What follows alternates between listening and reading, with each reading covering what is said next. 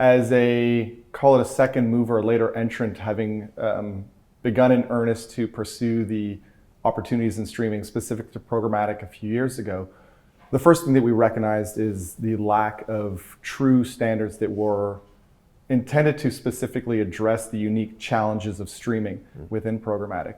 And so while the opportunities abound, both for the seller and the advertisers, the opportunity to do that in a manner that is truly standardized, such that both participants to the transaction can maximize the value, was one area that we saw that was in need of significant improvement.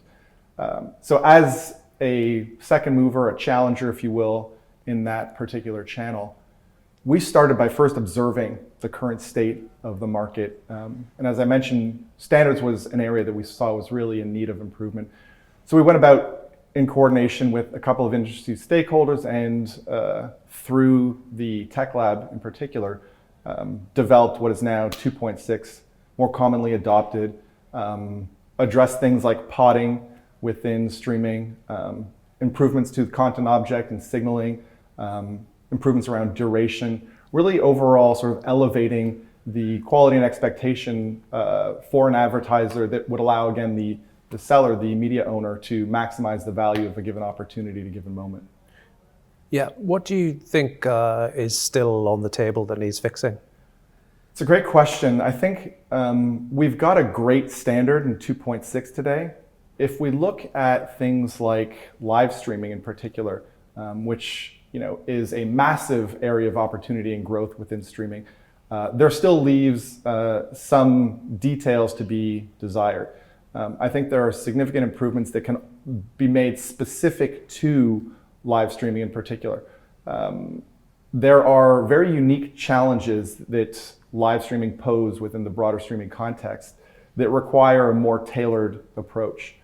Things like predictability around the scale and size of the audiences for a given live event, the signaling of the live event opportunities as a true live event as opposed to a pre-recorded event. There are other requirements that are needed to accommodate these large bursts or surges in concurrent users and views. And all of those create a really interesting opportunity, but at the same time, one that requires yet a further level of investment in standards. And so we are enthusiastic about what the opportunities represent, but recognize as well that in order to really create value for the publishers we serve and the marketers that we partner with, there needs to be a little bit more, as I said, predictability, stronger signal fidelity, understanding and appreciation for these opportunities as they arise. And then more broadly, the infrastructure that supports these large concurrent experiences need to ensure that there isn't any errors that could occur potentially given the volume of users that are consuming a given piece of content all at the same time, which is obviously characteristic of live.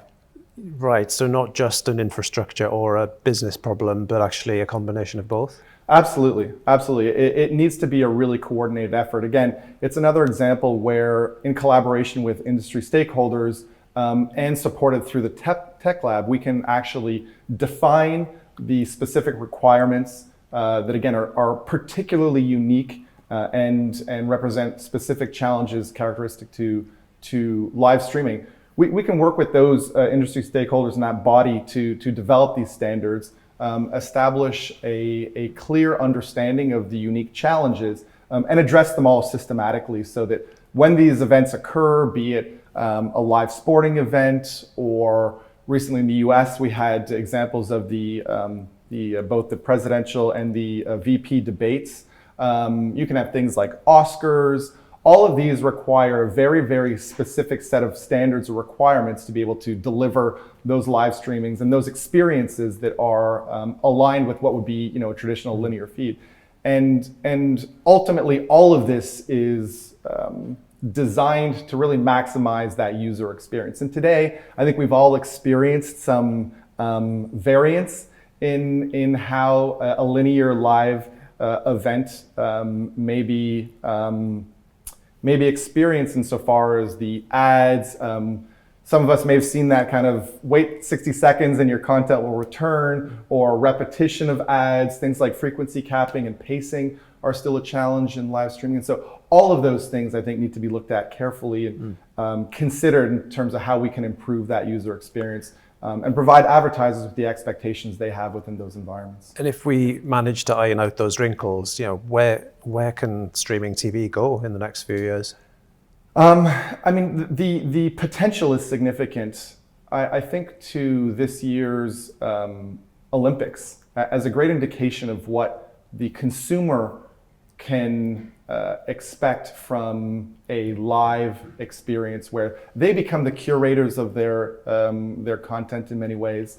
We had those concurrent events around the larger, be it the relays or a big swimming event. And so the Olympics for many was kind of the beginning, if you will, of streaming in sports, live events. And so we can extend that forward to things like the Euro Cups and the World Cups, and every major event, arguably, I believe, are going to be experienced within these streaming environments.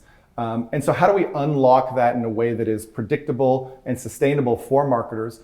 And then all of a sudden we have an experience where the user themselves has a really high quality experience consuming that content.